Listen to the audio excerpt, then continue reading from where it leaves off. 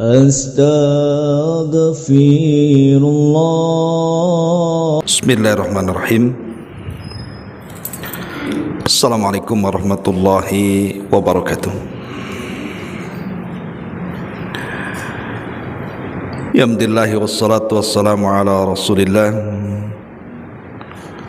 wa ala alihi wa sahbihi wa mawalah wa la hawla wa la quwata illa billahi wa ba'du.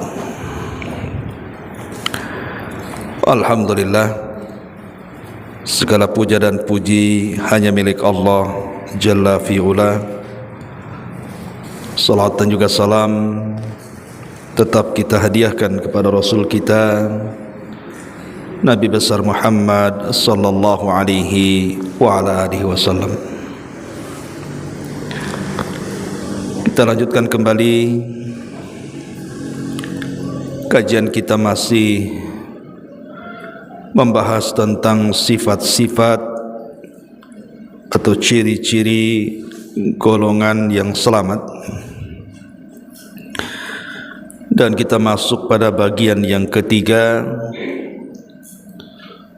tentang ciri-ciri golongan yang selamat.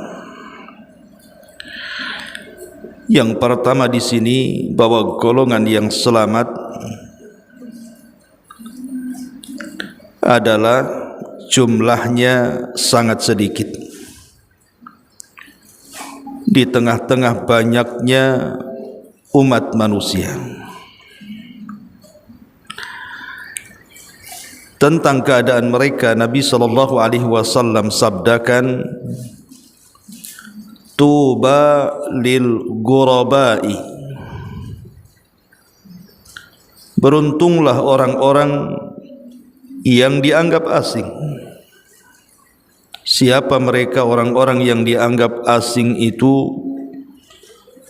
Nabi mengatakan, unasun salihuna fi unasin su'in kathirin man ya'sihim aktsaru mimma yuti'uhum. Di mana orang-orang saleh, orang-orang baik di lingkungan tersebut,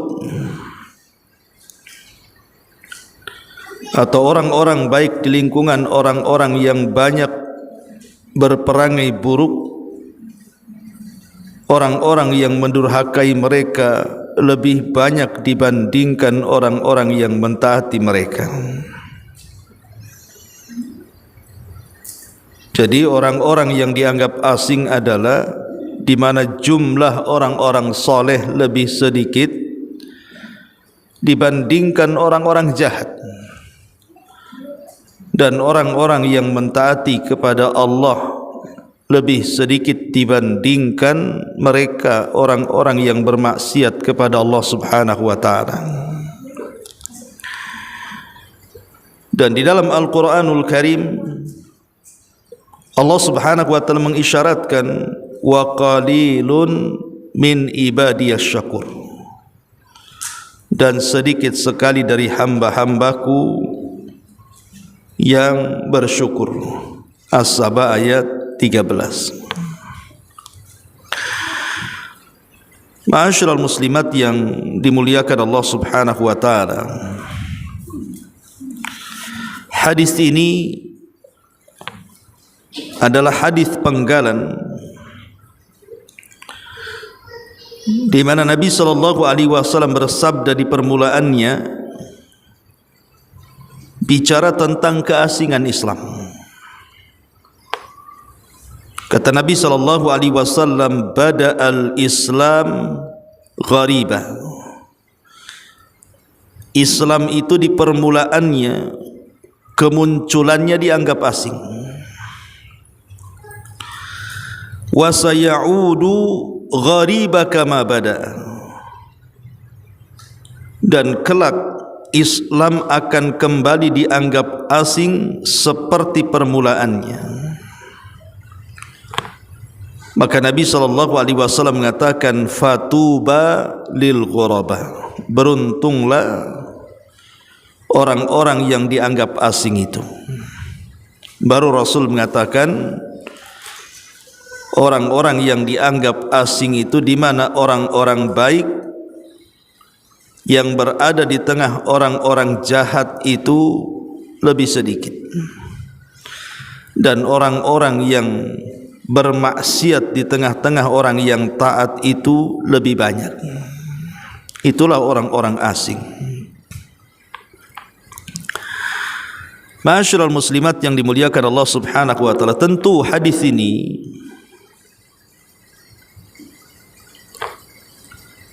adalah hadis tentang alamun min a'lamin nubuwah, satu tanda dari tanda-tanda kenabian, dan satu ayat daripada ayat-ayat Allah Subhanahu wa taala, di mana kita semakin yakin bahwa Nabi SAW yang diutus kepada kita itu memang betul-betul seorang Nabi, karena dia mampu untuk memprediksi apa yang akan berlaku di akhir zaman. Tentu prediksi itu karena wahyu yang Allah wahyukan kepadanya. Dan hadis ini juga menunjukkan tentang akan keasingan Islam di akhir zaman. Dan itu kenyataan yang harus dihadapi setiap orang-orang yang mengaku Islam, bahwa Islam suatu hari akan dianggap asing di tengah-tengah pemeluknya. Persis seperti sabda Nabi SAW, di mana Islam hanya tinggal namanya dan Al-Quran hanya tinggal bacaannya. Islam tinggal namanya artinya tidak tahu hakikat daripada Islam itu sendiri, sehingga ketika ada orang-orang yang betul-betul menampakkan Islam yang sesungguhnya sesuai dengan datangnya pada awalnya, maka orang-orang pun menganggap asing karena mereka tidak mengenal Islam yang sesungguhnya.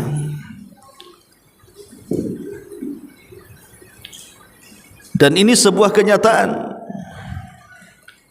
Tentu tidak lain pergeseran keasingan Islam ini dari zaman ke zaman, karena jauhnya kita dari Nabi SAW dan gencarnya musuh-musuh di luar daripada Islam untuk menghancurkan Islam dari dalam.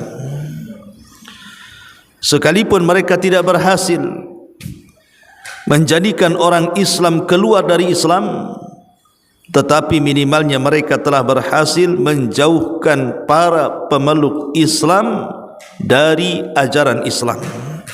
Mereka tetap di atas Islam tapi tidak mengenal apa itu Islam, sehingga ketika datang para penyeru Islam yang sesungguhnya, kemudian mereka pun menganggap bahwa itu ajaran apa, asing bagi mereka, padahal itulah Islam.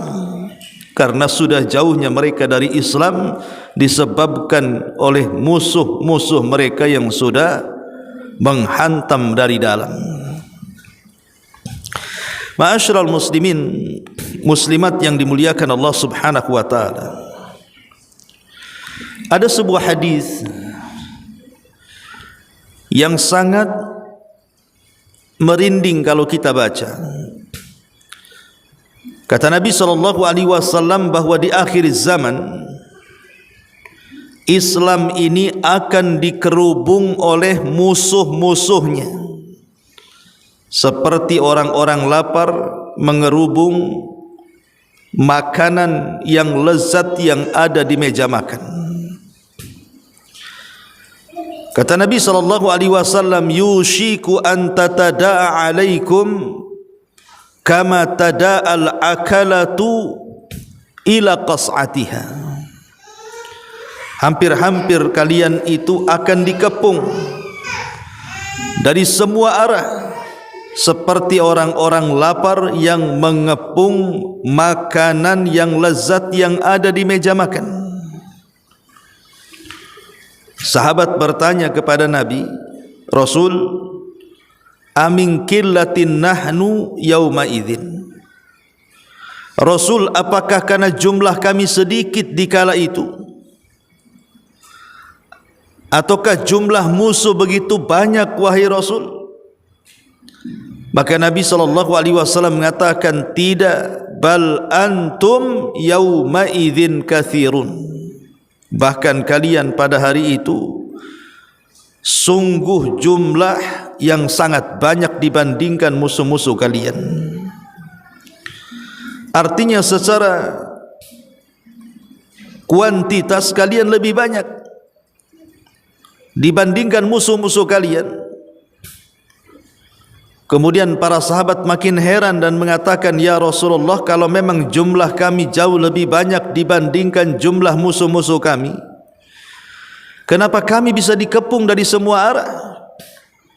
Di mana barat mau menjajah, timur mau menerkam, utara dan selatan juga mau mencakar. Maka Nabi SAW mengatakan, karena jumlah kalian itu seperti buih di lautan. Walakinnakum kagutha'is saili, kata Rasul. Akan tetapi jumlah yang begitu banyak yang ada di tengah-tengah kalian itu seperti buih yang ada di lautan. Lihat buih itu, mudah dipermainkan ombak, dihempas ke kanan dan ke kiri.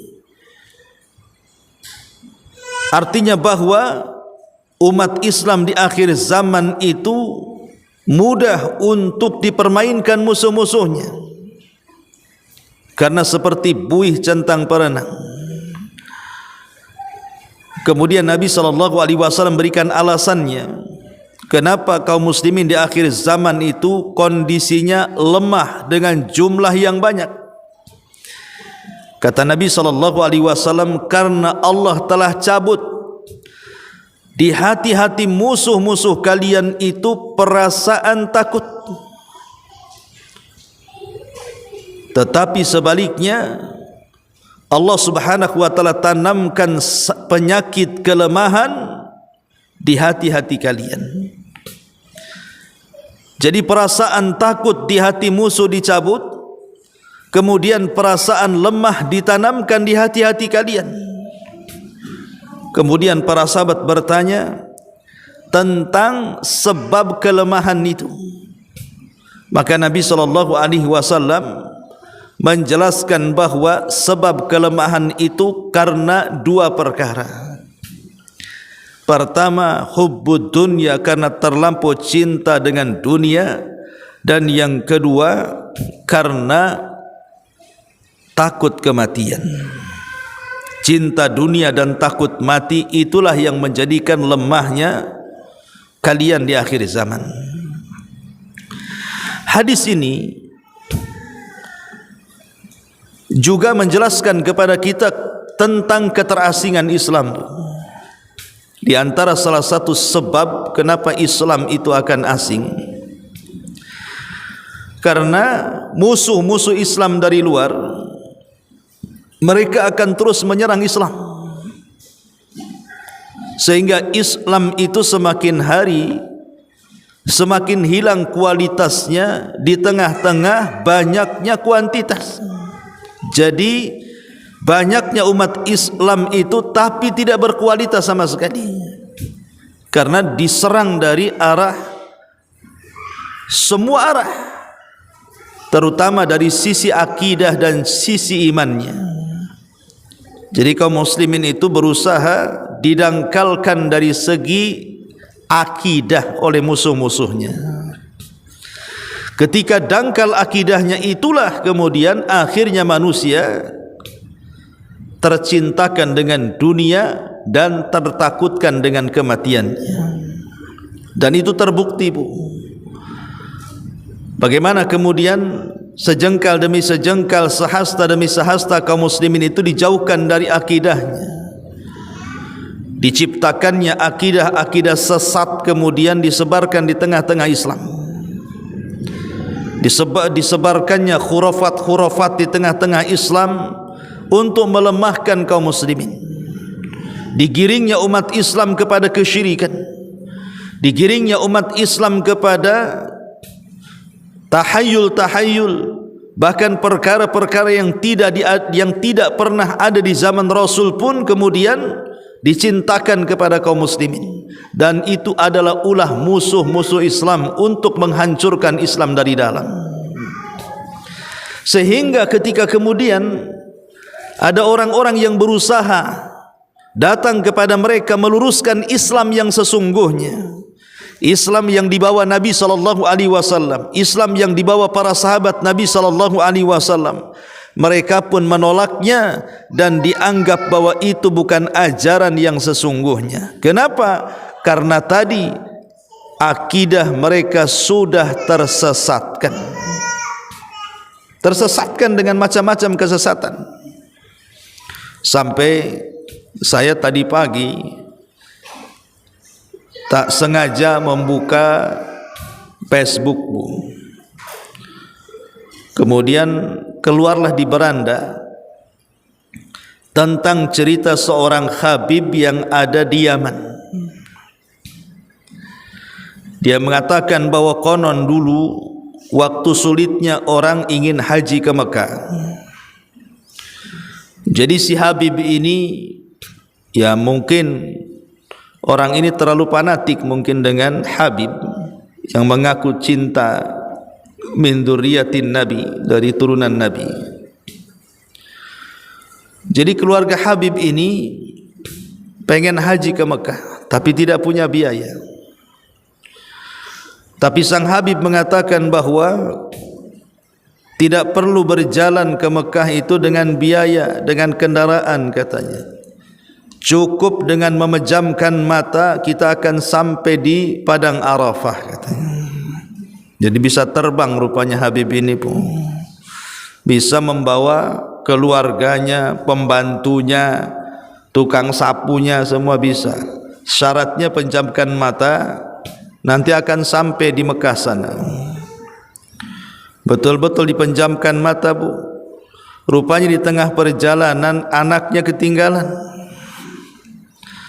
Jadi diberitahu sama pembantunya, "Bib, itu anak ketinggalan," katanya. "Oh, enggak apa-apa, nanti saya ambil," katanya. Kemudian si Habibnya balik lagi, bangunin anaknya, mandiin anaknya, ngerapiin anaknya, baru kemudian ditarik lagi, diterbangkan lagi sampai ke Arafah katanya.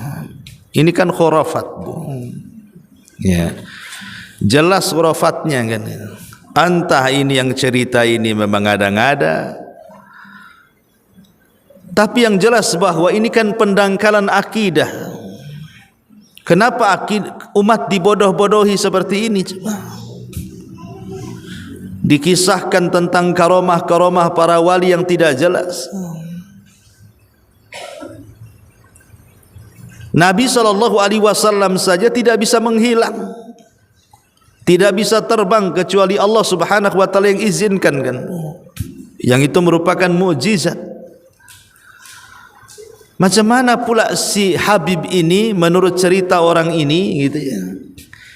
Dia sanggup menghajikan seluruh keluarganya, murid-muridnya, cukup dengan memejamkan mata semua bisa hilang dari Yaman, kemudian tiba-tiba ujug-ujug sudah di Arafah, kan hebat, Bu. Itu kalau buka travel itu laris itu, Bu. Ya. Lah yang seperti ini kan pendangkalan akidah namanya. Lama-lama Islam itu akhirnya didongengkan, disenangkan dengan dongeng-dongeng khurafat seperti ini. Seperti ingat dulu kisahnya siapa itu yang viral tuh, Mama Gufron tuh siapa itu. Sampai ada murid fanatiknya bicara, pernah dia berada di sebuah lautan, berada di tengah-tengah gelombang yang hampir dihantam sana sini perahunya, Bu, hampir karam. Tiba-tiba kemudian dia memanggil-manggil Syekh Abdul Qadir Jailani, tengah-tengah lautan itu. Kemudian setelah memanggil Syekh Abdul Qadir Jailani, tiba-tiba kemudian lautan itu langsung tenang, ombaknya bisa diatur, bisa ngatur ombak, Bu, sehingga kapalnya itu tidak mudah karam gitu. Akhirnya selamat. Ini kan khurafat yang ditanamkan di masyarakat. Ya, anehnya ada aja orang yang yakin. Ini baru sedikitlah kisah-kisah khurafat di masyarakat ini. Luar biasa gitu ya. Kenapa kemudian dari sisi ini yang diajarkan ke masyarakat? Sampai-sampai tisu saja habis ngelap keringat Habib itu harganya jauh lebih mahal dibandingkan mobil Rubicon, Bu. Emang kenapa dengan keringatnya Habib? Keringat Nabi SAW tidak diwariskan kepada keringat Habib. Ya, kalau memang keringat Nabi, ludahnya Nabi, rambutnya Nabi itu bernilai, ada berkahnya di situ. Tapi itu tidak diwariskan kepada turunannya. Bukan berarti kemudian keringat Nabi, ludah Nabi itu diwariskan kepada anak cucunya yang sekarang mengaku kalau seandainya dia mengaku zuriyahnya Nabi, ludahnya bisa menjadi obat. Tidak akan bisa, Bu. Coba praktekkan. Orang yang ngaku-ngaku Habib itu.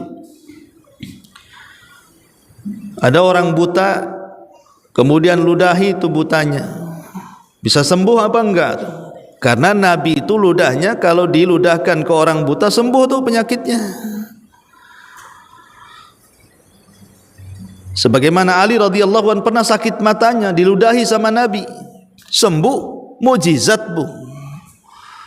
Enggak bisa kemudian ludahnya Nabi diturunkan kepada anak cucunya. Kalau sekarang Habib ada orang yang sakit mata diludahi, jangan-jangan makin buta, enggak sembuh, ya. Jadi tabaruk dengan jasad itu khususiyah Nabi, tidak bisa diberikan kepada selain Nabi, walaupun itu turunannya sekalipun. Bagaimana kemudian sampai keringatnya dihargai seharga mobil yang lebih mahal gitu ya harganya. Ma'asyiral muslimat yang dimuliakan Allah Azza wa Jalla, yang seperti ini itu, ini kan pendangkalan akidah. Coba yang diajarkan itu yang jelas-jelas sajalah, yang jelas-jelas saja gitu ya, seperti sholat dan fikihnya, puasa dan fikihnya, haji dan fikihnya, zakat dan fikihnya gitu ya. Kemudian akidah Islam, mulai rukun Islamnya, rukun imannya, itu yang harus diajarkan ke masyarakat. Bagaimana cara kita mengenal Allah, mengenal para malaikatnya, mengenal para nabinya, mengenal kitab-kitabnya, dan begitu seterusnya, yang sudah dicatat oleh para ulama dalam hadis-hadisnya. Mempelajari hadis Bukhari, Muslim, Sunan Abi Dawud, Tirmidzi, atau fikih-fikih yang lainnya, kan jelas itu ajarannya. Jadi tidak menjadi pembodohan umat. Ini yang ulama telah tulis tidak diajarkan, yang khurafat pula kemudian disebar-sebarkan. Itulah penyebabnya kenapa Islam jadi asing akhirnya. Ketika ada orang-orang yang benar mengajak manusia ke dalam Islam sesuai yang diamalkan Rasul dan para sahabatnya, akhirnya dianggap membawa kesesatan karena mereka tidak pernah dikenalkan soal ini. Makanya wajar kalau seandainya kemudian Rasul mengatakan tuba lil ghuraba, beruntunglah orang-orang yang dianggap asing itu, karena orang-orang yang dianggap asing itu memang orang-orang yang betul-betul belajar dan mengajarkan Islam yang sesungguhnya. Al-Quran dan Sunnah Nabi SAW berdasarkan apa yang sudah diamalkan Rasul dan para sahabatnya. Ma'asyiral muslimat yang dimuliakan Allah Subhanahu wa taala, dan itulah ciri golongan orang-orang yang selamat. Memang jumlah mereka tak banyak. Ya, jumlah mereka tak banyak, tapi banyaknya jumlah itu juga bukan menunjukkan sebuah kebenaran. Ma'asyiral muslimat yang dimuliakan Allah Subhanahu wa taala. Nabi sallallahu alaihi wasallam memuji orang-orang yang dianggap asing. Siapa orang-orang yang dianggap asing? Orang-orang yang mereka memperbaiki manusia di tengah-tengah buruknya manusia. Artinya orang-orang yang senantiasa mengajak manusia kepada kebaikan dan mencegah dari kemungkaran. Dan orang-orang yang seperti ini pasti akan banyak halangan dan rintangan. Karena di tengah-tengah rusaknya manusia, tiba-tiba hadir orang-orang yang hendak memperbaiki manusia, pasti tantangannya berat. Ini satu daerah itu penuh dengan kesyirikan, penuh dengan khurafat, penuh dengan tahayyul, penuh dengan perkara-perkara yang tidak diajarkan Nabi. Tiba-tiba kita datang hendak mengembalikan ajaran itu kepada ajaran yang murni, pasti akan banyak cobaan di situ. Tidak mungkin tidak. Jangankan kelas-kelas, istilahnya satu kampung kita merubah, kelas keluarga sajalah. Ibu yang sudah hijrah, sudah kenal sunnah, tapi kan di antara keluarga mungkin belum ada, baru ibu saja. Ibu mau merubahnya, ibu dianggap asing kan, Bu? Dianggap asing. Jangankan lagi ibu ngomong, belum ngomong tengok penampilan aja udah aneh kan? Ngapain pakai kaos kaki kamu, katanya? Apa enggak haredang kamu ya? Pakaian berlapis-lapis kayak gini, katanya. Kamu pakai pakaian kayak gini itu. Jadi belum ngomong loh udah komentar soal pakaian kan? Itulah orang-orang kadang-kadang, kita ini bicara keluarga ya, baru pakaian kita saja kita belum ngomong udah dikomentari. Setelah kita ngomong ini tak boleh, ini boleh, ini yang sunnah, ini yang tak sunnah, ini yang tauhid, ini yang bukan tauhid, dan begitu seterusnya. Mulai pasti ada pertentangan. Lah, kita saja bisa asing di tengah-tengah keluarga, apalagi orang yang berdakwah di tengah-tengah yang dampaknya lebih luas lagi, seperti kampung, kabupaten kan itu ya, apalagi sebuah negara kan itu. Tetapi yakinlah, Nabi mengatakan dalam sebuah hadis, fa inna mi waraikum ayyama sabri, di belakang kalian itu ada hari-hari kesabaran, kata Rasul. As-sabru fihinna mithlal al-qabid alal jamri, orang yang sabar dikala itu, dikala dia menegakkan tauhid dan sunnah di tengah-tengah masyarakat, maka seperti orang-orang yang memegang bara api. Semakin dipegang semakin panas, tapi kalau sampai dilepas maka lepaslah Islam, lepaslah sunnah. Lil amilina fihinna ajru 50 rajulan ya'maluna mithla amalihi, tetapi orang-orang yang mengamalkan sunnah di tengah-tengah asingnya manusia akan mendapatkan 50 pahala sahabat yang mengamalkan seperti amalannya. Lihat bagaimana Rasulullah SAW memberikan pahala kepada orang-orang yang dianggap asing di akhir zaman seperti 50 para sahabat yang berdakwah dengan dakwah yang sama. Memang Bu, kita tidak akan, ya kalau untuk hari-hari ini atau sekarang-sekarang ini mungkin kita tidak akan menemui perang Badar, perang Uhud, perang Khaybar, dan perang-perang yang lainnya di mana kita berhadap-hadapan dengan orang kafir secara senjata kan. Ya, ada di belahan dunia sana yang perang seperti Israel dan Palestina ya. Tapi umumnya musuh-musuh Islam itu kalau berperang melawan Islam itu mereka berhitung kan, mereka juga berhitung. sehingga kemudian yang dilakukan musuh-musuh itu mungkin mereka tidak akan mengarahkan senjata-senjata mereka kepada kita, karena sekalipun boleh jadi umat Islam itu persenjataannya tidak secanggih mereka, tapi ketika jihad sudah berkobar, apapun bisa dilakukannya.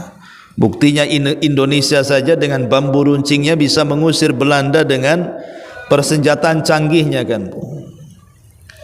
Sehingga kemudian musuh-musuh Islam itu mereka berusaha menjauhkan Islam tidak dengan senjata, tetapi dengan cara yang lain. Ya tadi, dijauhkanlah dari akidah yang benar, dijauhkanlah dari sunnah yang benar, dijauhkanlah dari ibadah yang benar, dan begitu seterusnya.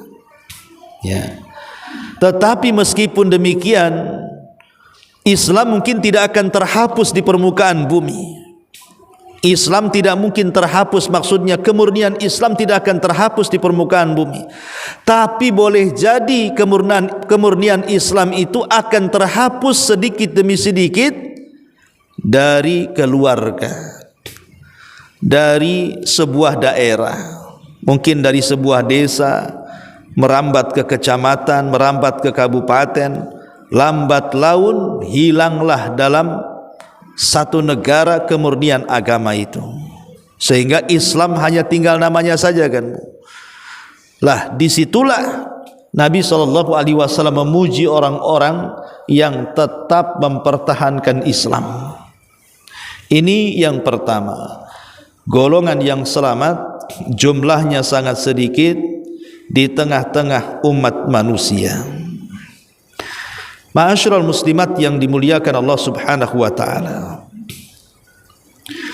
Kemudian yang kedua, kata Nabi SAW di sini, golongan yang selamat banyak dimusuhi oleh manusia, difitnah dan dilecehkan dengan gelar dan sebutan yang buruk. Nasib mereka akan sama seperti nasib para nabi yang dijelaskan di dalam Al-Quranul Karim, wa kadzalika ja'alna likulli nabiyyin aduwwasy syayatinal insi wal jin yuhi ba'duhum ila ba'din zukhrufal qawli ghurura. Dan demikianlah kami jadikan bagi tiap-tiap nabi ini musuh, yaitu setan-setan dari jenis manusia dan setan-setan dari jenis jin. Sebagian mereka membisikkan kepada sebagian yang lainnya perkataan-perkataan yang indah untuk menipu manusia.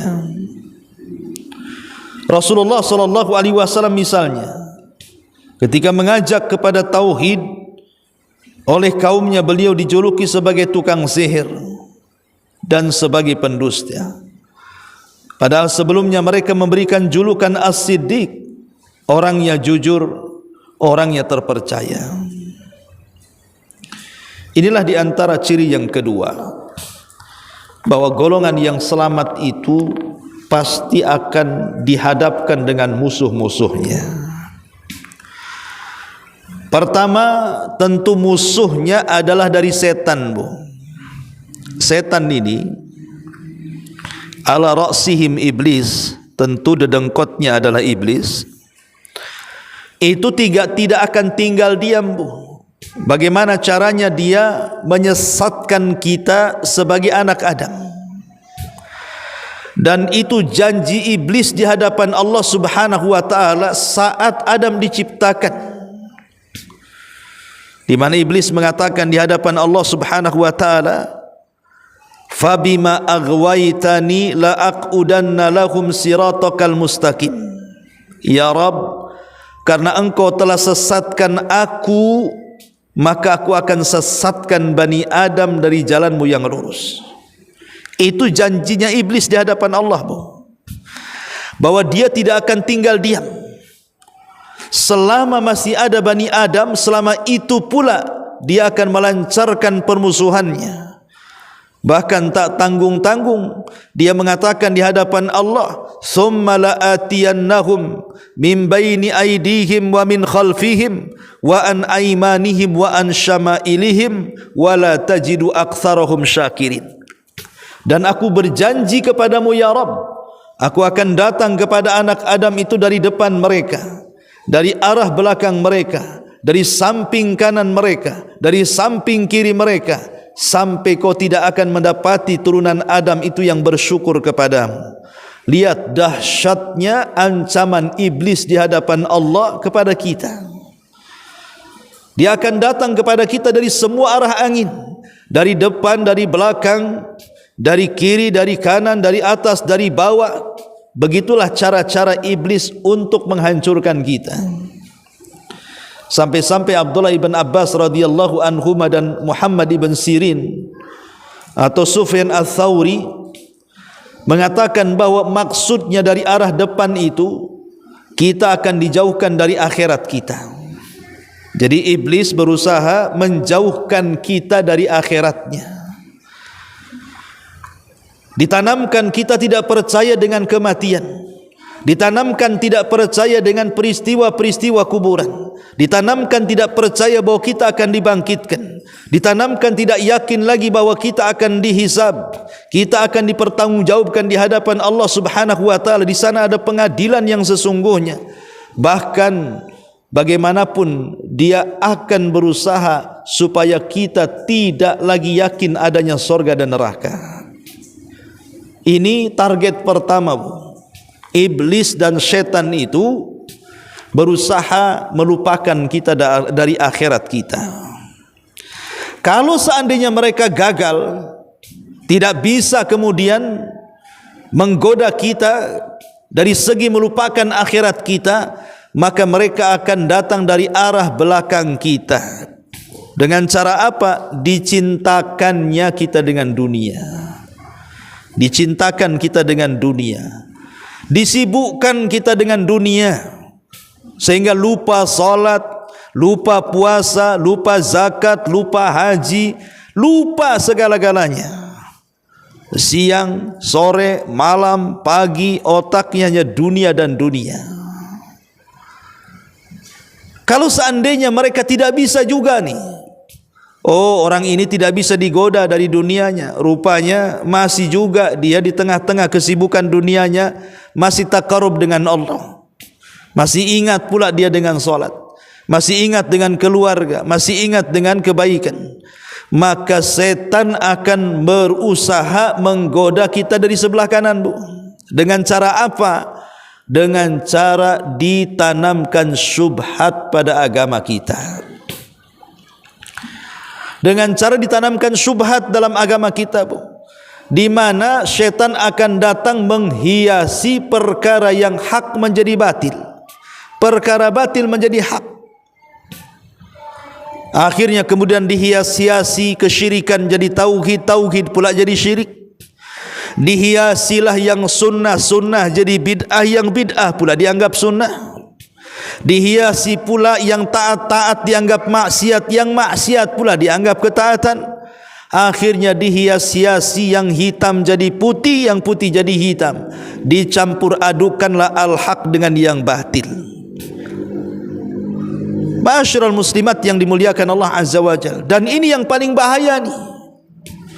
Akhirnya banyak masyarakat itu terkaburkan dengan datangnya dai-dai karbitan yang kadang-kadang tidak tahu dia belajar di mana, tidak punya guru yang sesuai dengan kebenaran, atau mungkin ya banyak dai-dai sesat sebagaimana kata Imam Syafi'i rahimahullahu taala, di mana dai-dai ini mengajak kepada pintu-pintu neraka jahanam dengan menyebarkan syubhat di tengah-tengah masyarakat.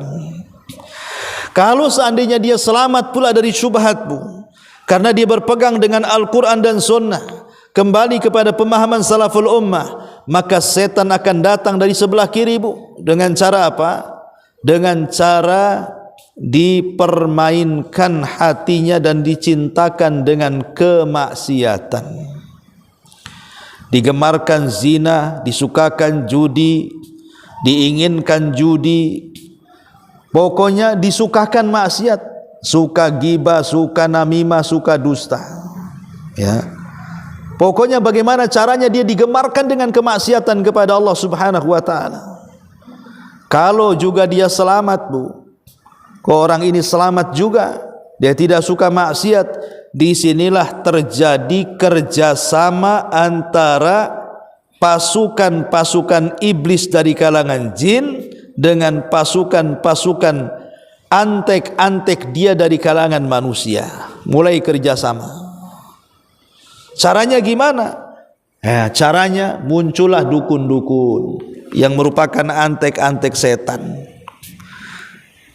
Dia jadi dukun, dia jual jimat, dia jual tangkal, dia jual dongeng, jual khurafat, jual dusta, jual agama, dan begitu seterusnya, Bu. Jadi setan akan mengerahkan tuh, akan bekerja sama dengan setan-setan manusia. Akhirnya muncullah orang-orang yang tidak suka kalau ada orang yang mengajak kepada kebaikan, berusaha kemudian orang ini didonkan dengan cara apa? Difitnah dengan berbagai macam fitnah. Jangan didengar, itu ajaran dia teroris tuh. Jangan didengar, ajaran dia Wahabi itu. Jangan didengar, ajaran dia sesat tuh, pemecah belah umat itu. Akhirnya masyarakat mendengar klaim, tuduhan, fitnahan sebelum mendengar isi kajian. Ini yang bahaya kan gitu. Harusnya itu kan dengarkan dulu kajiannya, apa isinya, baru kemudian mengklaim, oh ini ajaran ini sesat nih, tidak sesuai dengan Quran dan Sunnah. Ini enggak, Bu, enggak didengar tuh kajiannya, tetapi tuduhannya sudah muncul duluan tuh. Baru dengar mukodimahnya saja sudah panas dingin, Bu. Belum isinya tuh, baru mukodimahnya. Ini kalau mukodimahnya kayak gini nih jelas nih, ini enggak usah didengar ini. Ya. Lah, inilah. Tetapi di antara ciri-ciri golongan selamat kata para ulama, ketika orang itu berdakwah mulai dimusuhi dakwahnya karena dia mengajarkan tauhid dan sunnah, maka itu alamat yang diajarkannya itu benar, Bu. Ya, kalau seandainya ibu mendakwahkan dakwah tauhid, dakwah sunnah, mulai ada pertentangan, maka menunjukkan bahwa yang ibu dakwahkan insyaallah di atas kebenaran. Sebab kalau dakwah ibu di atas kebatilan, pasti setan tidak akan mengganggu ibu. Biarin aja sesat kan itu ya. Ngapain pula dikasih ujian, dibilang sesat, dibilang tukang sihir, dibilang pemecah belah. Ibu di atas kesesatan, ya dibiarinlah sama setannya. Ya. Tapi ketika ibu kemudian di atas kebenaran, tentu setan tidak akan redha. Makanya dia akan bekerja sama dengan setan manusia supaya menghentikan dakwah ibu dengan cara memberikan fitnahan-fitnahan tadi. Nah ini juga diantaranya. Nah di sini Syekh Abdul Aziz, ya, ketika bin Bas ditanya tentang golongan yang selamat, beliau menjawab, mereka adalah orang-orang yang senantiasa mengikuti manhaj salaf, dan setiap orang yang mengikuti jalan para salafun saleh, maksudnya Rasul dan para sahabat, dan setiap orang yang mengikuti jalan petunjuk mereka. Itulah sebagian dari manhaj dan ciri-ciri golongan yang selamat. Pada pasal-pasal berikut akan dibahas masalah akidah, tentang siapa akidah golongan yang selamat. Wallahu a'lam bishawab. Ini diantara bagian yang ketiga dari ciri-ciri golongan yang selamat. Taib, sampai di sini. Silakan kalau ada yang bertanya.